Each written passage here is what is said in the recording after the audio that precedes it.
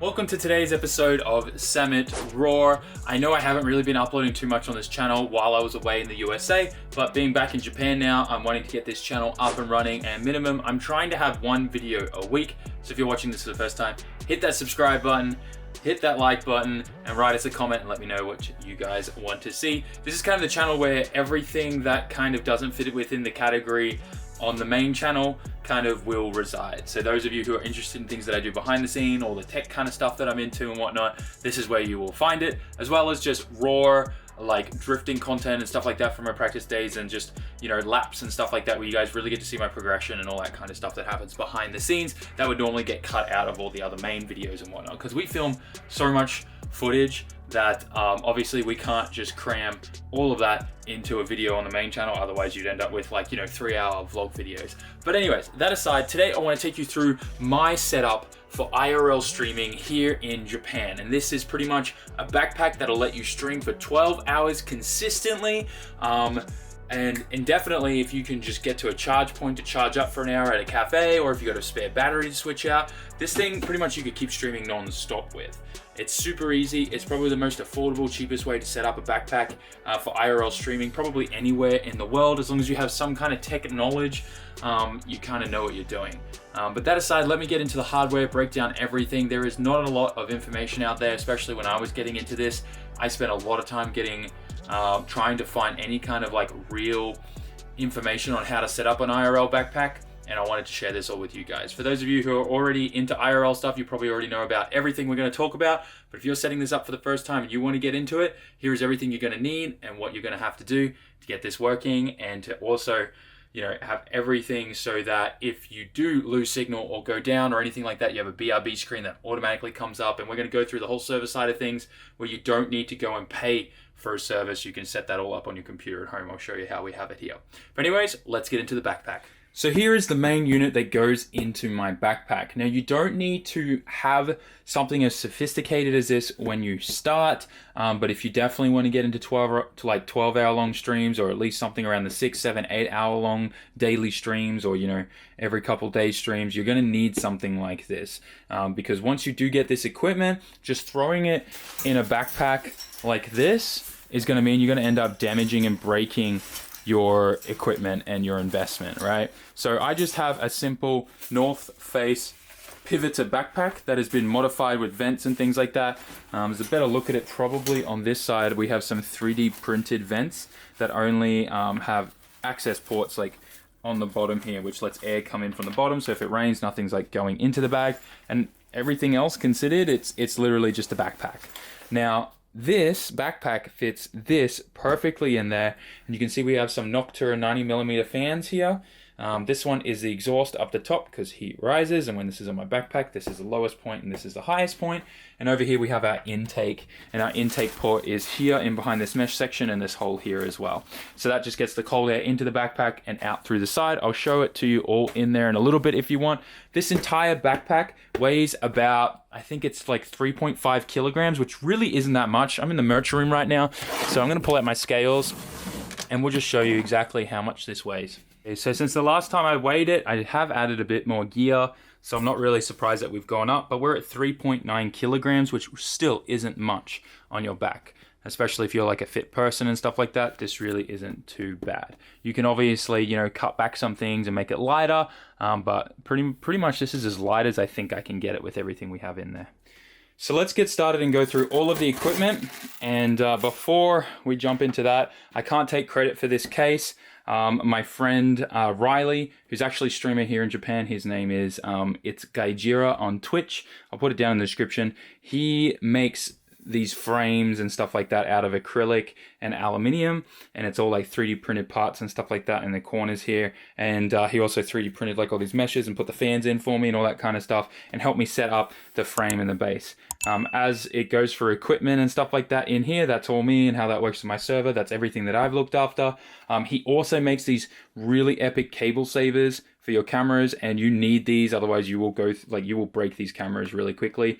You will need a Sony action camera. Try to get, you don't need the 4K version, you can get the 1080 version. I think it's like the A300 or the A3000 or something. This is the FDR X3000. Pretty much any one of these particular style of action cameras will work as long as it has the ports on the back. You can't get them brand new anymore. You'll have to buy them secondhand. The main reason why these are amazing for IRL is one, the sensors in these are amazing for low light. They're probably the best. Sony just killed it on that. As well as the microphones. They had these really high-grade microphones that were just lying around from other cameras, and Sony didn't really know what to do with them, so they put them in these cameras. So the mics and the stabilization and the low light is just incredible on these. So these are like the pretty much go-to camera that you see every streamer use. So once you have, by the way, you have to get this. This will save your camera from breaking and stops your cables falling out, any issues or anything like that. It's just a no-brainer, so make sure you get one of these. Once again, it's Guy Gira on Twitch. Contact this guy on Discord and he'll make one and ship them to you. I'm sure he ships worldwide. Anyway, so the HDMI and the USB cable that keep this active. There is no battery inside that as well. You don't want to have a battery overheat or draw anything more than it needs, because when you have a battery in this stuff, it heats up. And it also draws more voltage, and that will drain your bigger battery faster and all that kind of stuff. So no battery in pretty much all my equipment. The only batteries are the ones that are in the case, the physical ones powering everything, and the live view unit here. So like even the M1 Nighthawk router here has no battery in it. I've removed it. The only other device, I think this little like modem here from Docomo here in Japan, I can't open it. So that does have a little internal battery, but this is everything. So the HDMI cable and everything comes into the box here, and you can see it plugs into this live view unit, and this is your encoder. This is the box that takes your video feed and connects to all the different multiple 4G, 5G SIM cards and modems and stuff in this box, and sends your signal to your server, which then you send to OBS or slobs, whatever you use. And I'm going to run through everything. So we have a Nighthawk M1 router here. Here in Japan, you have to make sure that you get a device that works with all the bands here for 4G and 5G. I believe I only have this set up for 4G. I don't think these support 5G because they're just a little bit old. But the closest unit I could find, because these weren't sold in Japan, that accepted most of the bands here for 4G was the Telstra one in Australia. So I bought this from Australia that was unlocked from Telstra. And the SoftBank SIM just goes straight in that, and I use the Ethernet cable to go straight into the live view. So that's my Ethernet connection on the live view sorted. The USB plugs into that, into my Anker, like I think it's like 26,800 milliamp hour battery, the 3 USB port ones that you can see here, these nice right angle ones. So that's powering that modem. And then I have another, just a simple USB modem right here, just like one of those dongle ones. This is a special Yahweh. I don't know how to pronounce that Chinese maker, but just a simple USB one that is supported by live view, plugs into the USB port here. And then I have this Docomo Unlimited 4G, 5G router. So in Japan, SoftBank is great within the city. So I have 2 SoftBank SIMs, and then I have 1 Docomo SIM. Docomo just works pretty much everywhere. Super solid, really, really good. Sometimes when you're going down into basements and buildings and stuff, there's a lot of SoftBank repeaters. And then other times there's only Docomo repeaters. So you kind of want to be on different SIM card providers or just 4G providers so that you have failover. And this device, when you connect your live view up and you sign up for the LRT service, which is $40 a month. We'll go through all the costs later. But that will mean that it'll share the connection over 3, and then if 2 go down, 1 will take over and all that kind of stuff, and it handles everything for you so you have no dropouts. Now, if you do have a dropout, the server will handle that and take you to a BRB screen. So this little guy kind of handles everything. This is probably the most expensive thing. If you buy a live view unit brand new, which I do recommend because you get the warranty from live view for it and their customer service is amazing, one of these is going to set you back about $1,000 US. And you want to be careful with this. If you just throw this in a backpack without it being like Velcroed in like this so it can't move, any pressure that goes on these USB and HDMI ports, the ports inside will start loosening off the PCB micro, the circuit board, and they can break very easily. Very common issue with these. So you want to make sure that you have it somehow in a case like this that is ventilated. These have an internal fan and they do overheat. And when they overheat, they stop receiving a charge and you get all these issues, but a lot of heat is generated from this, which is why we have the fans here, as well as your batteries don't want to heat up because then they drain faster, or if your batteries are too cold, they drain faster. So you got to make sure you have correct ventilation in here. So live view aside, most expensive part of the entire build. Once you have one of these, you pretty much rocket proof. This handles all the different SIM cards and it can take 4 connections at once. Wi-Fi, Ethernet, and 2 USB modems. This goes in via USB, the USB modem here we talked about, and the Ethernet port, and then the Wi-Fi backup, it goes to my chat reader phone here, which is a $100 Galaxy 7, I think, like an older Galaxy. And this handles my chat, and if I need to have a fourth connection to this, which I normally don't, 3's always been fine, I can go to that for Wi-Fi. That aside, on the bottom here I have a Crisonia 50,000 milliamp hour battery. Now that's what they advertise it as, but it's been opened before and someone's inspected it and put posts about it on Reddit. It's only a 40,000 milliamp hour battery. With this, it plugs in to the live view, cable comes out there and gives it 12 volt power supply. I have a little fan controller down here that Riley set up for me so I can select between low, medium and high speed. I always just leave it on low, never had an issue with anything else. Fans and everything else is powered by this Anker battery. So the Anker battery powers my Sony camera, it powers the M1 Nighthawk, it powers the fans, and also provides charge to my chat phone.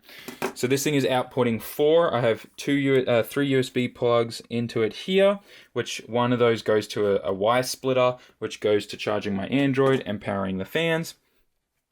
And this thing I have never been able to drain to fully empty in a 12-hour stream. So it's always had either 2 or 1 bars, like little LED lights on there. You can see once I hit that button, it turned everything on. And I have my charging cables plugged in up the top here as well. Man, this is going to be a long video going through all of this. So I keep everything plugged in for charging so that in my backpack, the charger for the Crisonia stays in there. And then I have 2 USB cables that are out here, like this. And these just plug into my USB charger here as well. And when these are plugged in, you can't have the battery providing power to any device while it's charging. So the moment you start giving it a charge, everything will shut off in the box here. The Crisonia though, this is designed so that you can charge it on the go while you're using it at the same time. So sometimes when I'm in a cafe, what I like to do is if there's a power point there, I just simply plug this plug in from my backpack and that just starts charging the Crisonia. This one, like I said, I've never been able to drain this fully with all the devices that are plugged into it in a 12-hour stream. So normally I haven't gone past 12 hours before, so it's not been an issue. But yeah, these things are amazing. A little bit old now because these aren't the USB-C models, and they do take a bit to charge up to 100%. But for what they are, they're incredible and they're very cheap. That aside, that's pretty much everything I think in here. These fans from Noctua are also the 5 volt ones, so they run on the USB power as well. That's kind of everything in the box here. I have Wi-Fi turned off on all of these modems so that they're not using any extra power than they need to, because Ethernet comes out of there to there, and this is using the USB 3 connection. So Wi-Fi is off on any of these kind of modems that provide Wi-Fi. And that's pretty much it. Everything in the box. We've gone through everything there. I think it's time I show you it in the bag, and then we'll go to the server side of things. So this is everything inside the backpack. As you can see, we still have a lot of space up the top here. This fan here lines up perfectly with the vent that's built into the side of the bag, and then the same with the one down the bottom here. I love this setup because what I can actually do while I am walking and streaming, so I can just throw my hand behind my back here and I can actually feel the hot air coming out of this vented section of the backpack, which lets me know that, you know, the cooling and everything is working as intended. And also it's a good way for me to just feel how hot things are getting there by feeling how hot the air is coming out of the exhaust if I need to ramp the fans up or anything like that. Now, as for the rest of the backpack, I'm just going to like kind of tuck all the cables in and have it all sitting in there and show you how I have it set up while I'm walking around, so that you guys can kind of get an idea and see how everything kind of works. So this is kind of how everything is inside the backpack when it's zipped up. You'll see the main cable that goes to the camera here is coiled up at the top here. So whenever I want to switch to selfie stick mode, I use an Insta360 setup, the tripod base and the top, with a little a slick head, and I use a foul cam quick release here for the tripod shoe, and I have that same quick release as well on my shoulder rig mount here. You can see that when this is on the backpack, and this is kind of like in POV mode, you guys get that nice kind of cable flow here. I use heat shrink and this sheathing on everything. Another thing you want to make sure is you have like some kind of padding in between the cables here, because these will rub on each other and squeak. It's actually an issue I've recently discovered, and I'm going to be just putting like a little soft like Velcro thing in there to stop that. But yeah, I can pull this out. The cable will come out of the backpack while it's zipped up, and we won't have any issues. Everything is completely contained in here. And even when I pull on the cable, you can see it doesn't really unzip the backpack, which is great. As long as you roll the cable correctly, which is, you know, one normal way and then one reverse, you shouldn't have a problem. And everything stays in here really nice. If I want any extra kind of security to stop this cable coming out, I have a little Velcro like wrap here that I wrap around the two cables.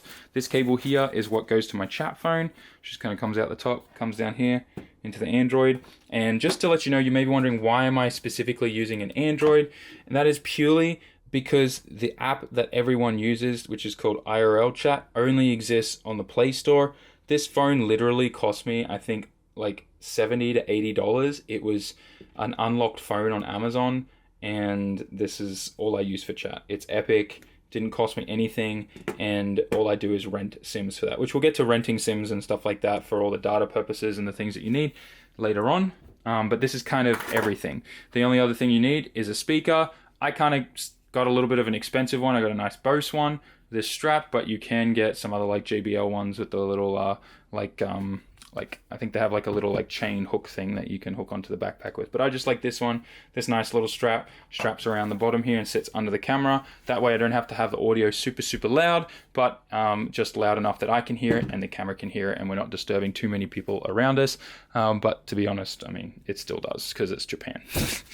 The only other thing I want to show you is this cable that for my charge phone. Obviously I have my normal daily driver iPhone. Sometimes that's going to get flat as well, which is why this comes to a little extender here. So if ever I need to charge my iPhone and give this one a break, so you know, this one obviously has a battery, doesn't need to be on the charge all the time, I can plug my iPhone charger in this, or some other device like a friend that needs to charge their phone, and they can just suck off my Anchor battery in there and charge their phone as well. So this is just always ready for me to use if ever I need it, and I can just let this sit for a couple hours without needing a charge.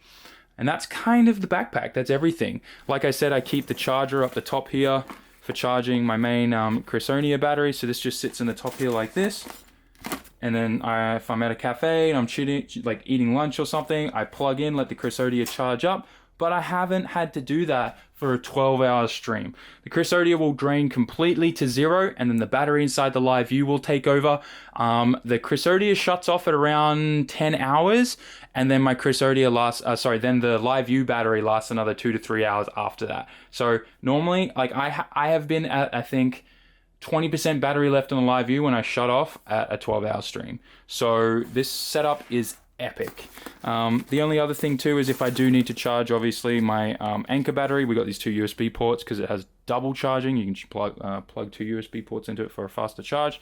These just sit up here at any point, so I don't need to pull the whole backpack out to charge. I can just plug everything in and everything's charging up, and then when I want to turn everything on or off, all I have to do is flip the Velcro side up like that, stretch in with my arm, and turn anything on that or off that I need to.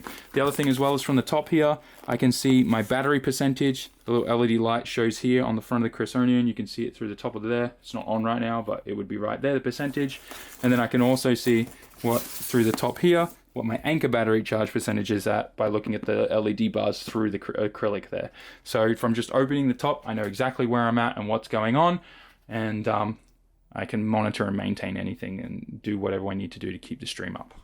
My throat's getting a little sore. A lot of talking and a lot of things to explain and go, Japanese houses. A lot of things to go over. The next thing is we need to talk about the server and everything here at home, and how the feed goes from the live view via RTMP to my server right here. This guy here hiding in the cupboard above my sim rig and stuff like that. So first things first, you will want a UPS just in case the power goes down at your house. There's not too much of an expensive one. It's like $200 for that unit, and that will keep this thing running for a good hour if the power runs out, which should be more than enough time for, you know, the power company to get it switched back on. This server, if you remember, is something we built on the SAMMIT Raw channel. It used to be my Minecraft public server, which we've decommissioned now.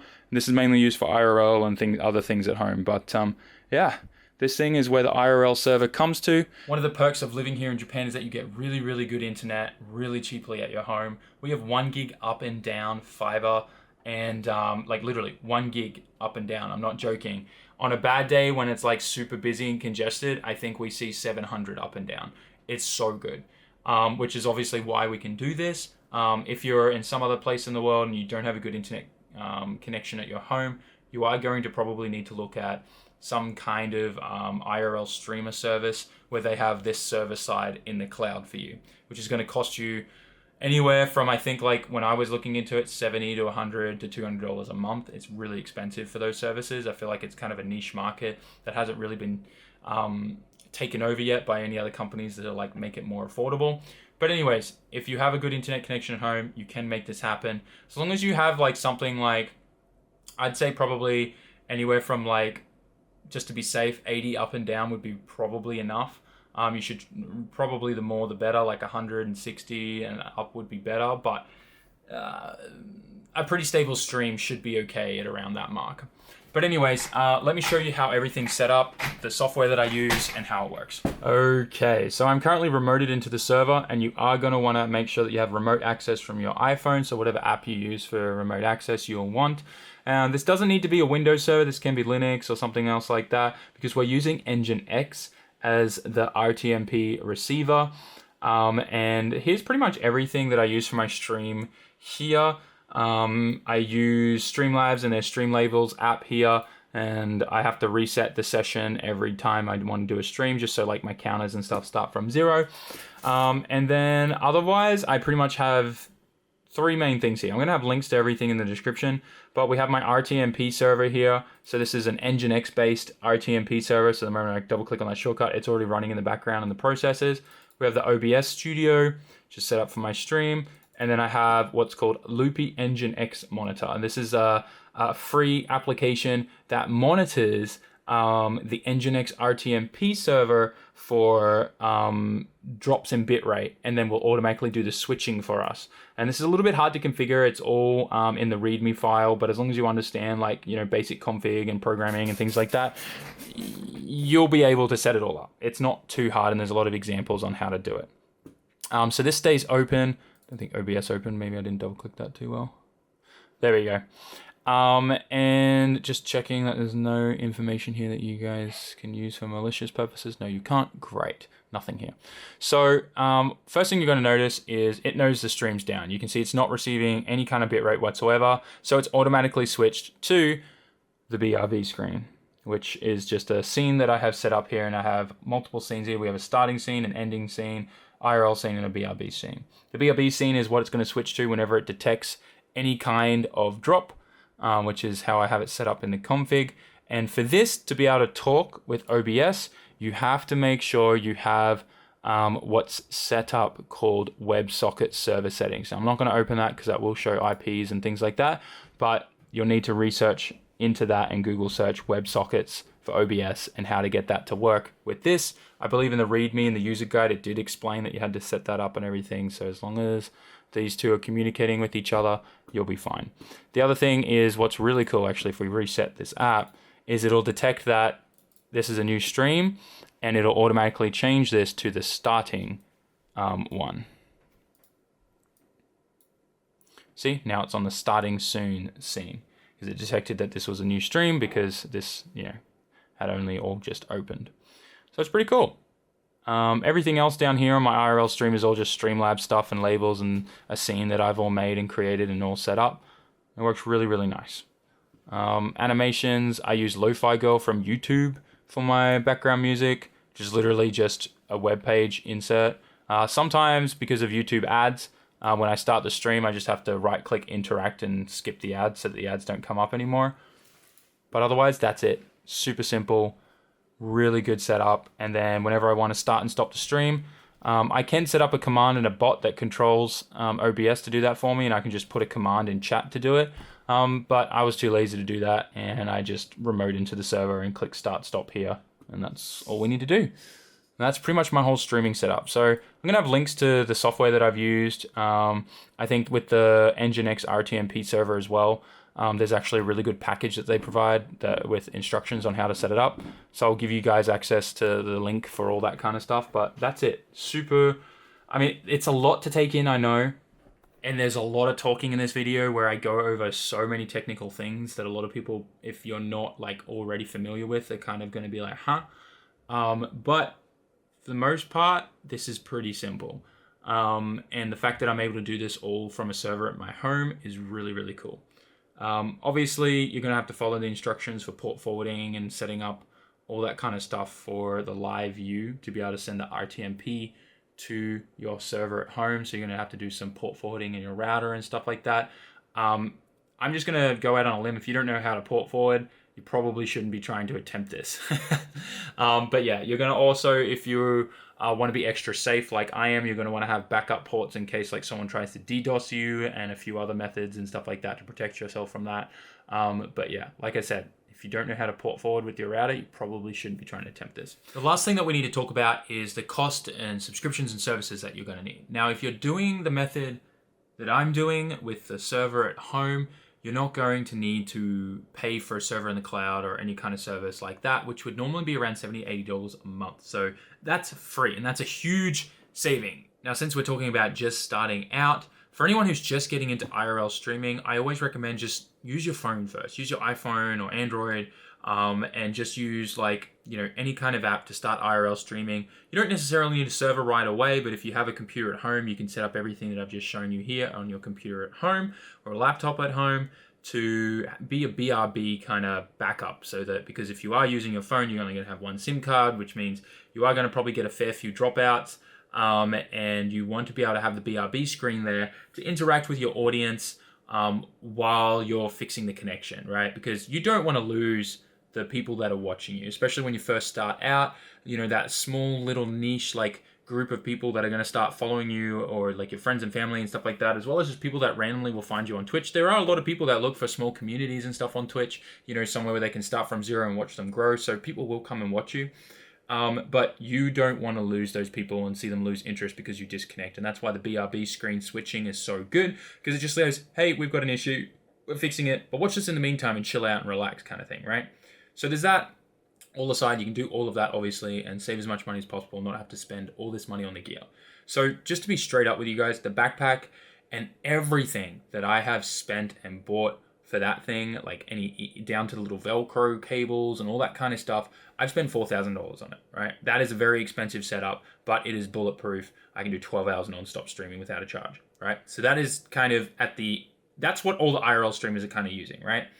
Now, down to the cheaper side, you can definitely get some of that gear and save and work yourself up, start off with one sim and work your way up and all that kind of stuff, as well as, you don't need to go and buy a whole bunch of expensive batteries. You get some smaller batteries to start off with and work yourself up and all that kind of thing, right? And of course, you guys may not even be able, want to do those long streams, so you don't need to spend money on bigger batteries and all that kind of thing.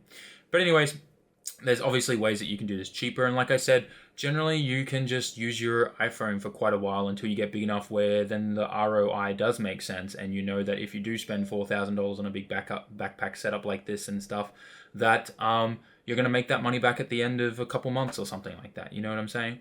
So luckily, obviously, I'm fortunate enough with my community and things like that we've already paid this backpack off and said, in fact, a lot of people actually were super hyped on it. They even donated, or was tipped towards it and stuff like that with Streamlabs. But yeah, it is an expensive setup. So that's kind of what everything cost me to build the backpack and have everything set up to do what I'm doing today. The other thing is you need to look at SIM card rentals. Now, if you are living in a place, you're not traveling, you can obviously sign up for multiple contracts and plans, but generally streaming, it's kind of like you go generally at a month-by-month basis. You don't know if you're going to keep doing it. You don't know if you have a big enough audience. You know what I'm saying? You don't know if you start stagnating, not growing anymore, then there's no point really continuing it.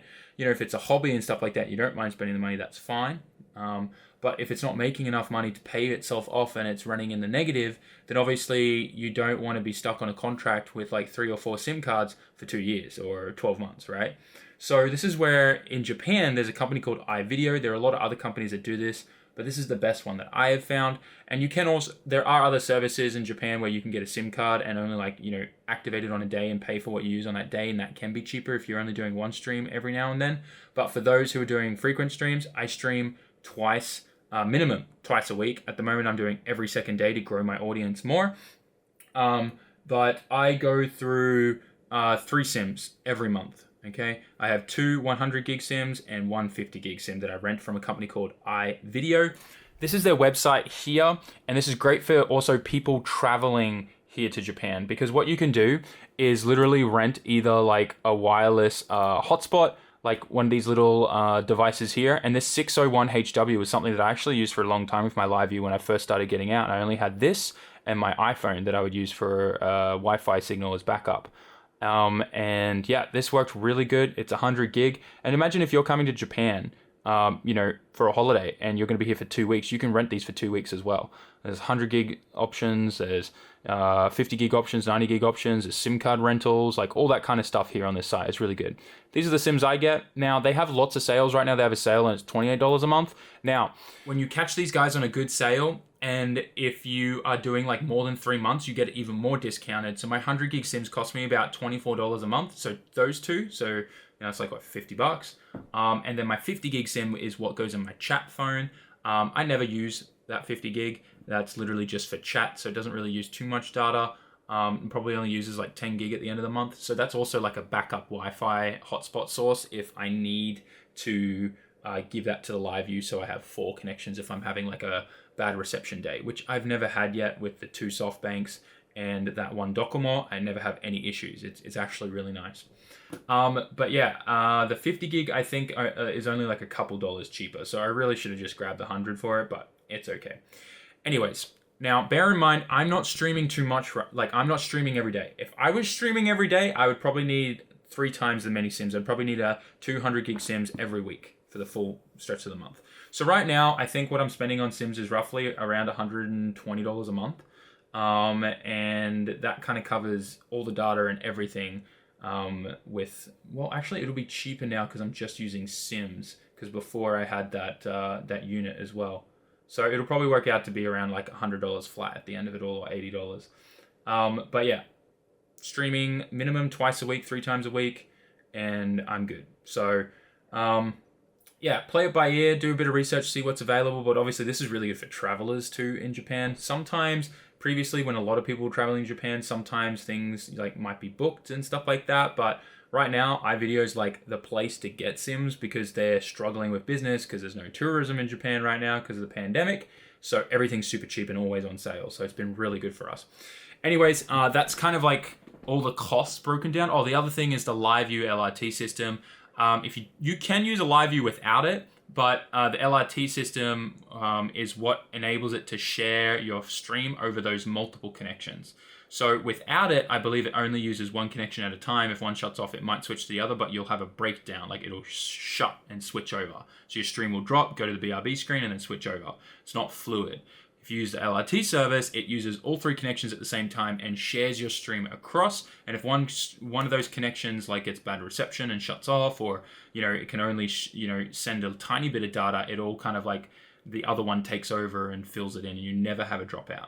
So that's where that's really nice, and that's $40 a month. So that's probably why I worked out $120 a month. Now that I think about it, yeah, that makes sense. With that and my SIMs, it's costing me about $120 a month, which is really affordable once obviously my stream and all the revenue that I get from Twitch and subs and stuff like that has paid off my backpack. So after I think about 3 months, it was like 4 or 5 months of streaming, we were able to pay off the backpack, and now I'm pretty much, I'm in the green every month, which is great.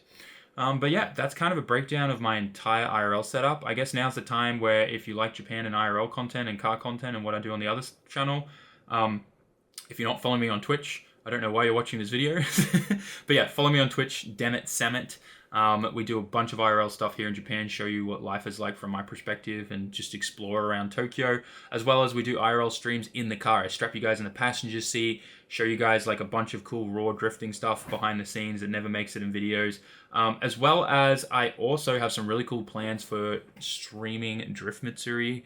36 hours non-stop stream. Chat will be able to change between multiple camera angles, berserk modes, where when certain amounts of subs are gifted, lights start going off in the car and the cameras will change and everyone will have access and all this kind of stuff. It's going to be insane. It's a big project I'm working on, so make sure you follow me on Twitch for that. No one has ever done anything like that before. I think in TV broadcast history, as well as obviously Twitch and streaming history, no one's ever done that. It's a pretty big project.